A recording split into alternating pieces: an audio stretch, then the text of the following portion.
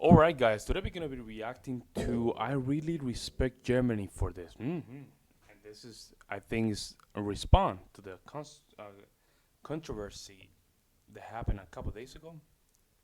So we're gonna just react more of this. I love to see and hear opinions of other, even Americans or foreigners that don't live in, or they're not live, but they're not German, and see what is their perspective.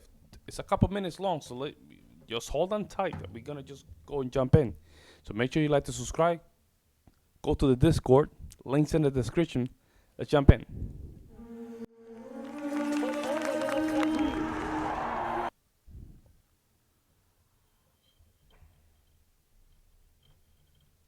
One second, folks.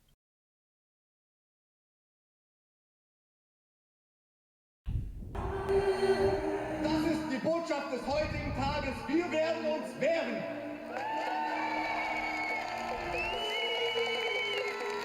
Von Köln bis Dresden, von Tübingen bis Kiel. Hunderttausende gehen in diesen Tagen in Deutschland auf die Straße, um Gesicht zu zeigen für unsere Demokratie und gegen Rechtsextremismus. Ich rede nicht mehr von Integration, ich rede nur noch von Remigration. Oh, that's the. Oh, okay, that's the other party. Okay, that's the other party. All right. Wer Deutscher werden will, muss sich ausdrücklich und dezidiert, explizit zur freiheitlich-demokratischen Grundordnung bekennen. Ich versuche mir vorzustellen, wie es wohl den mehr als 20 Millionen Bürgerinnen und Bürgern geht, die eine Migrationsgeschichte haben. Multikulturell ist multikriminell. Bevölkerungsaustausch pur. Ich sage es in aller Deutlichkeit Oh, und I see Härte. what's going on. Oh, yeah, this is, oof. This is hot water here, man. Oof. Rechtsextremisten greifen unsere I'm going deep on this topic. Ooh, I'm going deep, man. I'm going deep. Wow. Demokratie an. Die stolze Staatsbürgerschaft soll verramscht werden an quasi alle, die sich 5 bis 2, 3 Jahre in Deutschland aufgehalten haben. Die Zukunft unserer Demokratie hängt nicht von der Lautstärke ihrer Gegner ab, What's that? That's the sondern voting? von der Stärke derer, die die Demokratie verteidigen. Der Gesetzentwurf ist damit angenommen. Vielen Dank. The doors have been opened for dual nationality. Und diese Botschaft besteht aus 2 Worten. Nie wieder. Nie wieder. Never again. Never again. What? Supply flag too?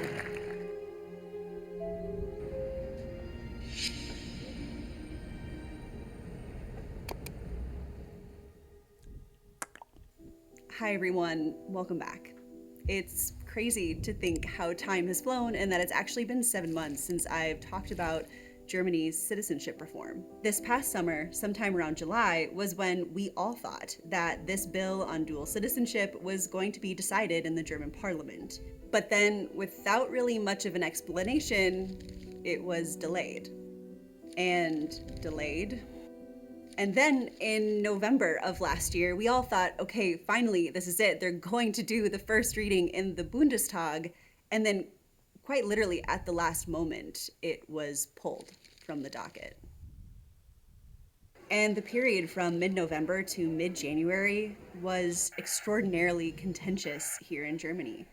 It really looked like this reform was just going to sit on a shelf. But then on Friday last week, they did it. Abgegebene Stimmkarten waren 639 mit Ja. Der Gesetzentwurf ist damit angenommen. Vielen Dank.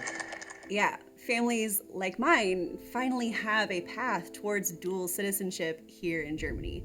And while I am for sure celebrating this opportunity, the road to getting here, especially over those last few months, has been pretty shocking as someone who isn't from here.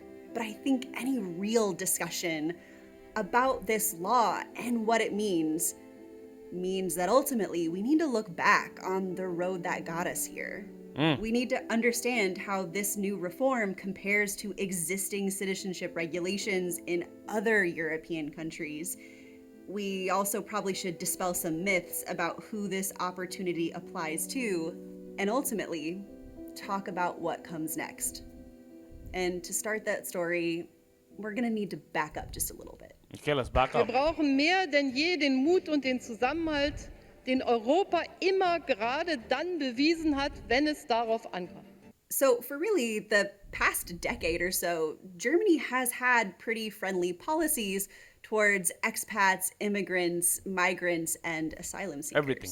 Wir haben so vieles geschafft, wir schaffen das. Under the chancellorship of Angela Merkel, Germany opened its doors to a record number of newcomers, taking in more than 1 million refugees in 2015 alone. And Germany has consistently been a pretty sought-after country for foreigners and immigrants to move to look for work abroad. As of January 2022, there were 23.8 million non-EU citizens residing in the EU. Damn, that's a lot. Representing 5.3% That's a lot.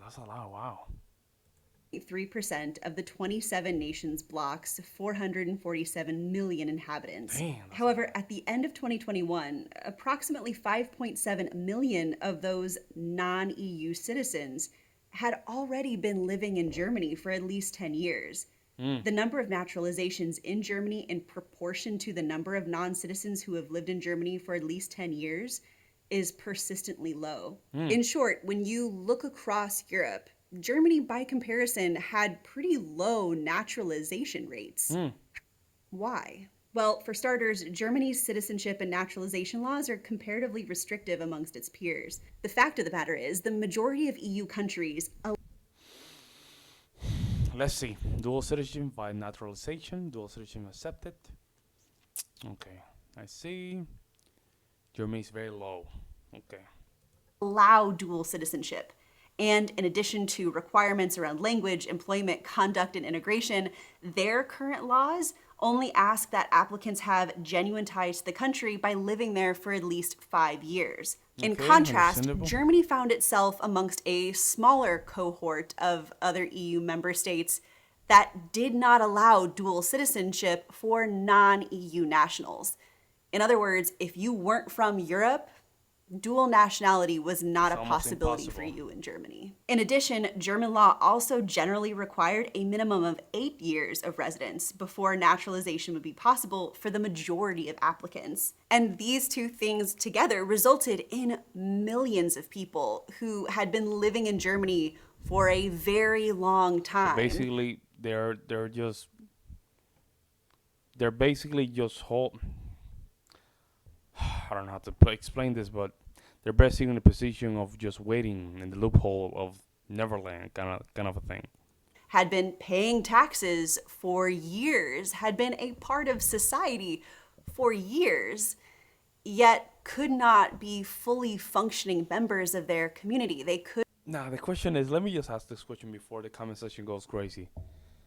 But do the German people want this? That's the question. I know that you want this because you're paying taxes, but do the German people want it? They clearly want this. They want it because they pass a law based on the opinion of the German people, right? But paying taxes in a country doesn't give you the right or privilege to just become a citizen. You're just paying taxes. The right is just there for those that are from that country. That's what I'm saying. Could not participate in their democratic society. And objectively, regardless of which side of the political spectrum that you happen to fall on, this was hurting Germany's pocketbooks. Really? The last of the baby boomer generation, which makes up a major part of the current workforce, is expected to retire by 2035. And according to calculations by the Institute for Employment Research, as part of Germany's Federal Employment Agency, the country needs a net balance of 400,000 immigrants to enter the country every single year to... Oh, wow. So their population is low, man. They're not even having kids. Man, why? Why they're not having kids, man? That's pretty low, folks. Why they're not having kids at all? Fill the gaps in the labor market. And rising numbers of immigrants are ultimately the solution if Germany wants to maintain or even increase its tax and spending policies. This includes social security systems and its pension programs. Slow growth in immigration means there's little to distribute, which in turn implies more fights between young and old, workers and businesses, taxpayers and the state, or savers and borrowers. But fast forward in time to when the current coalition came into power in 2021, it really looked like they would continue Merkel's pro-migrant policies. Both the Greens and the SPD are to the left of Merkel's Christian Democrats. And in their original manifestos, they didn't just promise to continue taking in significant numbers of migrants, but also pledged to push the EU frontier countries into ending their controversial pushback policies. However, by the time autumn rolled around this year, Chancellor Olaf Scholz's traffic light coalition pretty much looked like they took an about face, putting up new restrictions on migration and even pushing for more deportations. And don't get me wrong here, migrants and asylum seekers are a wholly different category than those who are potentially qualifying for citizenship within Germany. Okay. But any real discussion on German citizenship law has to talk about these things in tandem, because when talking about migration and asylum seekers, these talks are really a political thermometer for taking the temperature on how But well... why? Why is a political thermometer? What is it? What is it that is really sparking the German people for this? What is it? If they're part of the EU, they like to be part of the EU. Clearly, they're in the EU. There's a free movement of people. What is their main concern? That's what I want to know. Received the expansion of citizenship would be, because ultimately both groups of people, whether skilled or unskilled, challenge what it means to be German and who gets to be German. Okay. And who gets left behind. So now we have to redefine Germany? So we don't know what Germany is now, so we have to redefine it, right? So we have to define a new Germany? That's what it's all about? And these things are woven together, and you can hear it in the rhetoric being said both behind closed doors as well as openly in the Bundestag. Und insbesondere die zu schnelle Einbürgerung muss gestoppt werden. The proposal for who can qualify for German citizenship has brought up a lot of divisive feelings. And the whole idea of what it ultimately means to be well integrated feels pretty contentious again. But by October, this debate on who should or should not qualify for German citizenship reached a boiling point. In part because of a conflict that was happening 3,000 kilometers away on a completely different part of the globe. We begin with the... Johnson, why are you naked? Because my t-shirt sucks. Operation in the Middle East that's seen no break from the brutal fighting and loss of life that has defined the Israel-Hamas conflict. In the past, politicians from the CDU, who, by the way, were traditionally the biggest opponents of these reforms, would say things like, allowing dual nationality would allow Turkish nationals in particular to tear the country apart from within. Now, if you're not from Germany and you happen to be watching this video, you might be wondering why all of this matters. Well, to summarize decades of history succinctly, war and a booming economy had left West Germany and the rest of Northern Europe with a severe labor shortage. Between 1961 and 1973, just shy of 900,000 Turkish guest workers traveled to Germany. And decades later, with over 2.75 million people, Germans of Turkish descent today are the country's largest and most visible minority. Familiar faces in all walks of German life, from sport and science to music and film. But despite these significant contributions to Germany's economy, society, and culture, there was still a very real sentiment amongst many leading German politicians that those who come from... Damn, this is getting very hot, man. I don't know what to say, folks. We have our issue here when it comes down to immigration here in the United States. Our borders are open, man. And even here in Wisconsin, up north, man, I see illegal immigrants everywhere, man. It does feel kind of different, right? But in the case of Germany, I don't know. I really don't know I guess they want to preserve their own German Anglo heritage, I guess. That's why they're very hesitant with naturalization, right?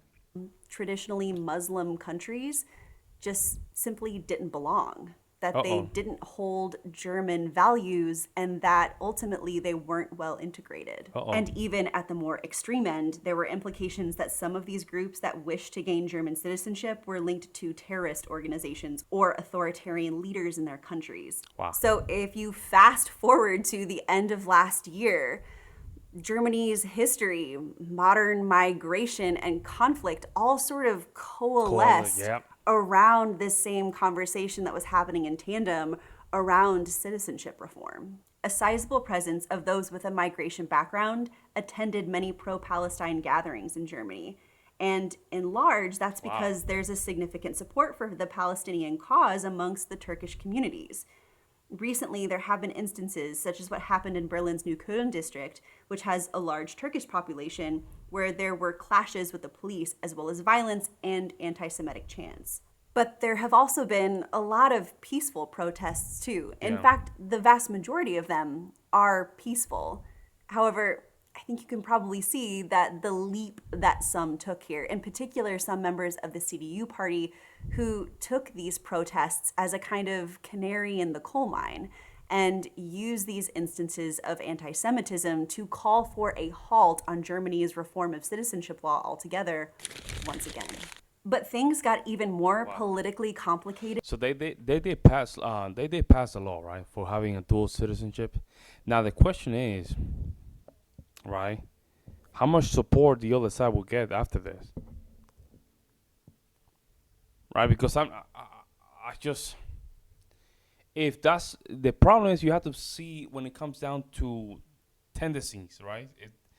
If it went from 5% to 10% to 15% to 20%, there's a tendency, right? Why that tendency? Because we're not tackling the concern or the tendency or the concern, right?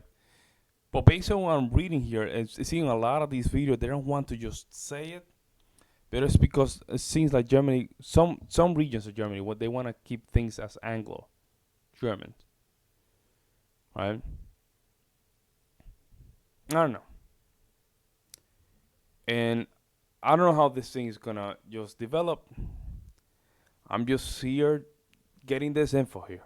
And of course, a lot of these videos that I'm reacting to it is from just regular foreigners, which is a perspective that can be taken from the side of, oh, these people over here going crazy, saying these stuff in the back, they're bad people. Right? I don't know. I'm just saying this. I'm just saying that. I'm when it comes down to things like this, I cannot choose a side. I'm just trying to get the information, basically. In November, the Free Democrats, who are in the Stoplight Coalition and used to be staunch supporters of dual citizenship reform, changed course and echoed the position of the CDU, saying that they would no longer support the easing of the rules for qualifying for dual citizenship, or not at least of how they were currently drafted in the law.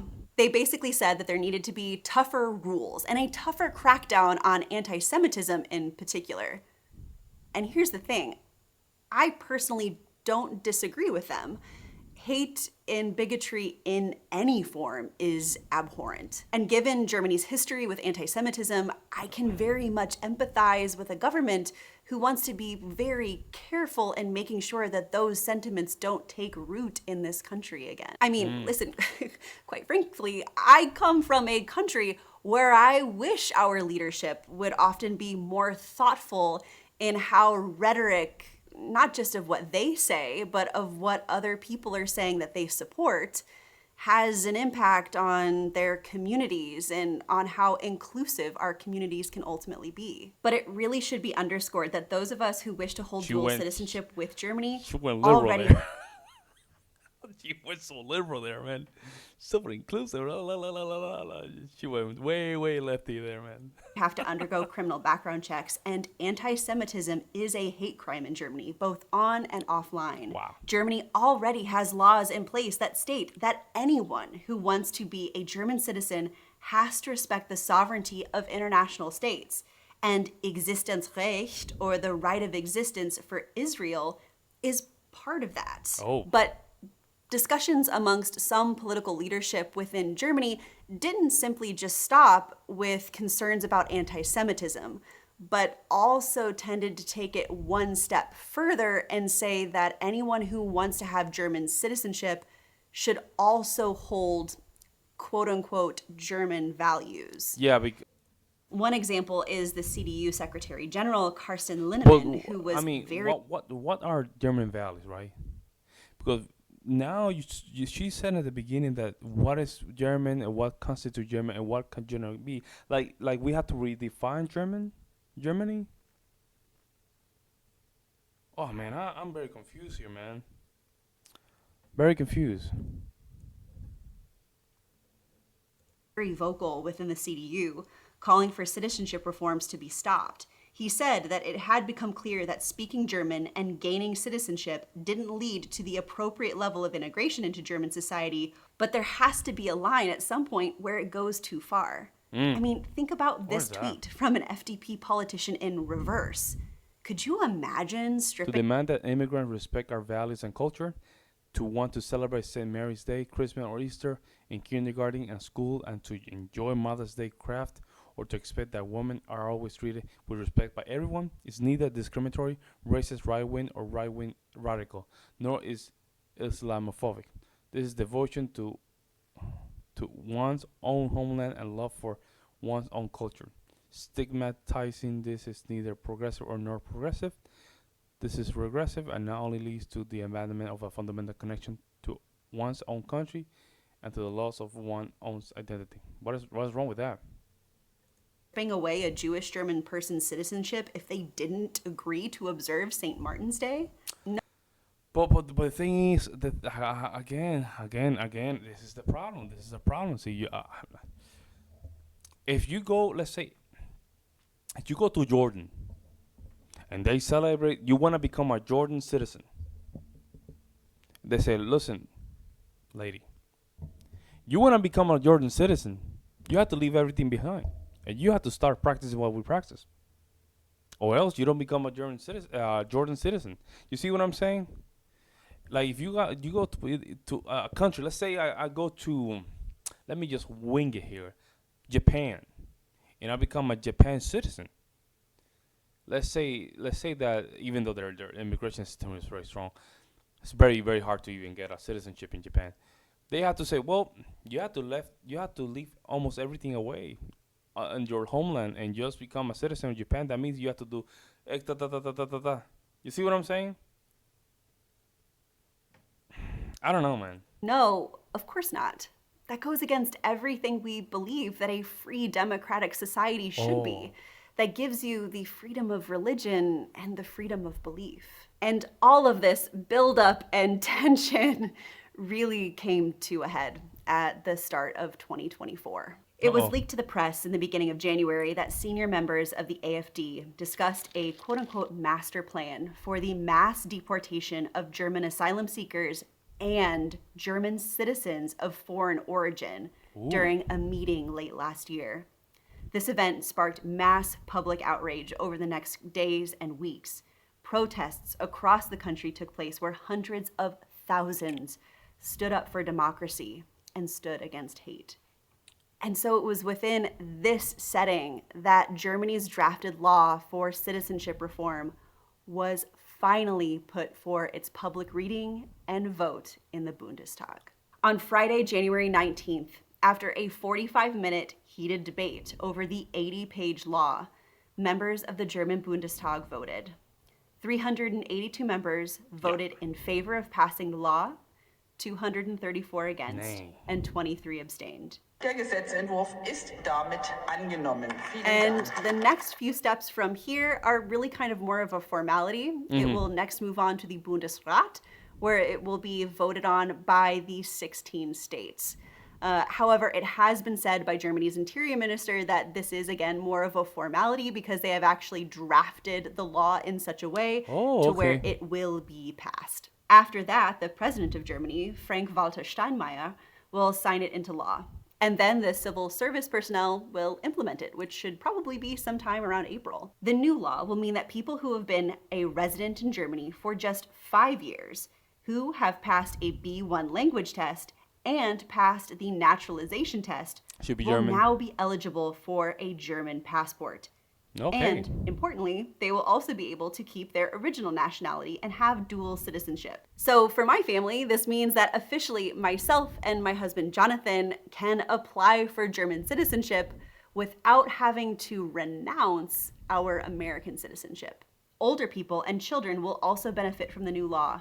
Once it's introduced, residents who are over the age of 67 will no longer have to prove their B1 level language skills and will not have to pass naturalization tests in order to obtain citizenship. Yeah, because they're old, right? The rules will also be relaxed for children born to non-German parents in the Federal Republic, who should soon be eligible for a passport if just one of their parents has been legally residing in Germany for 5 years when the child is born. Which now means that my oldest son, Jack, can officially join his younger brother, Theo, in holding dual citizenship in Germany and the United States. But if we back up and look at this reform, there are a few but very important things to remember that I find often get lost in the heat of this debate. The first is that multiple nationalities have already had a pathway to dual citizenship here in Germany. Really? If you are from any other country in the EU, yeah, dual there we go. Yeah, citizenship because dual citizenship. Well, it's the EU. That's the how they call this? Well, that's the agreement, right? I think so. has always been a possibility for you. That's nothing new. Yeah. But for non-EU citizens, on the other hand, like little bit harder. myself, we have been excluded. The regulations around dual citizenship disadvantage people like me, my husband, and other citizens from the United States, Canada, Brazil, India, Australia, New Zealand, but also citizens from the Middle East or from Africa. And when you look back on this entire timeline and you listen to the reasons given for this somewhat arbitrary rule on who gets dual citizenship and who doesn't, it definitely, at least to me, sounds like those laws were kind of aimed at the two latter groups that I listed off. Selbstverständlich kann es doppelte Staatsbürgerschaften geben, aber nicht generell. Wir müssen unterscheiden zwischen den Ländern, die bei uns befreundet sind, die uns nahestehen, bei denen wir keine ausländischen politischen Konflikte nach Deutschland hereintragen. Die meisten, die noch keine deutsche Staatsbürgerschaft beantragen, kommen aus der türkischen Community. Herzlich willkommen. Such a politician, right? Like, instead of saying this, he's just doing like that. Such a politician, man. Kommen, jawohl. Und die meisten, die hier leben, wählen dann AKP und Erdogan bei ihren Wahlen. Sie tragen diese Konflikte zu uns in Land hinein. Ich selbst habe keinen Einbürgerungsantrag stellen müssen. Ich habe aber auch die doppelte Staatsbürgerschaft. Ich bin diesem Land loyal gegenüber. Ich diene meinem Land als Abgeordnete. Sprechen Sie mir das ab, Herr Kollege Trom. Selbstverständlich nicht. And so, on some level, this new law is just simply evening the playing field and doesn't discriminate from one group to another. But it's also incredibly important to state that this new law does not separate Germany from its peers. One prominent opponent of this bill suggested that these reforms would cheapen German citizenship somehow. But respectfully, to say that would also to kind of imply that somehow that Swedish, British, Dutch, Portuguese, French citizenship is less valuable than German citizenship. Oh, really? Because these countries already have a 5-year wait to citizenship. This new law simply just puts Germany on par with them. And last but not least, for those of you who just simply say that no one should hold dual nationality, quite frankly, I don't know what to tell you, other than that's just not the way the world works anymore. It's 2024, and dual citizenship is the norm. Over 75% of countries around the globe support dual. But is it a good idea? They can support it 100%, but is it a good idea?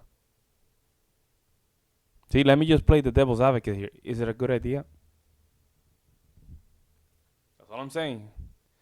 It doesn't mean because 75% of the countries are doing it, doesn't mean it's a great idea. What if 75% of those countries are wrong?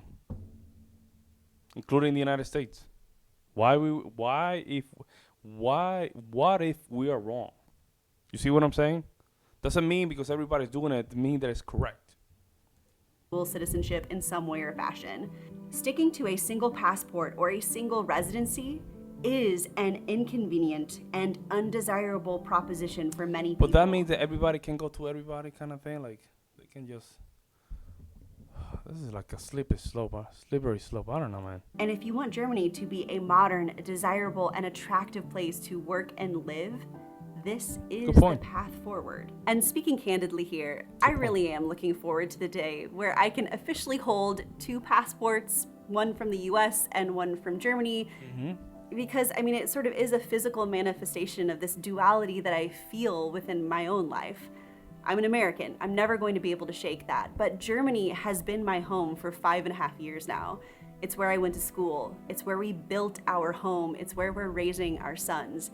And I feel so proud and so excited for the opportunity to be a full member of my community and to participate fully in the community and society in this democratic institution that we have here in Germany. It really is an incredible honor. And I also wanted just to take this time to say thank you to all of you who have reached out over the last 10 days, sending us emails and messages and congratulations. Hey man, shout out to her. Hey, congratulations, I guess. I have no idea what the hell is going on in Germany. But it seemed like people were not having it, man. They did not want that dual citizenship stuff. There's a reason why, right? I think a lot of people do 302 dislike, huh? It's not as high as mine. Some of mine are very high. It is what it is, man. I say a lot of citizens of the land free decided not only to have their centered life in Germany, but also to aspire to citizenship. Yeah. A lot of people seem like they're with her. That's just yeah.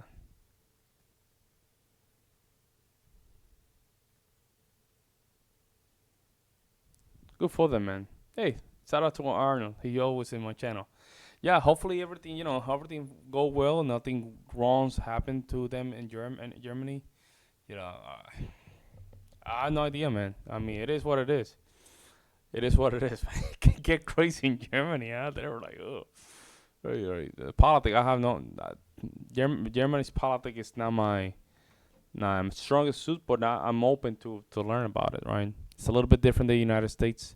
And then you have to include, of course, the European Union politics on top of that. That's a different ballgame. But let me know what you guys think in the comment section below. And let's be honest in my comment section. I'm okay. I'm really for free speech, folks. And you guys know this, right? If you guys can just don't be a-holes. That's the only thing. Don't be a-hole because I'm gonna delete your comment, right? I'm gonna delete your comment. Just be open. Free speech, and tell me what's up in the comment section, man. And be, professional about what is going on in Germany. If you agree with the dual citizenship and you're okay with foreigners, you're okay with foreigners applying for your citizenship as a country. Let me know what you guys think in the comment section below, and I'll see you in the next one.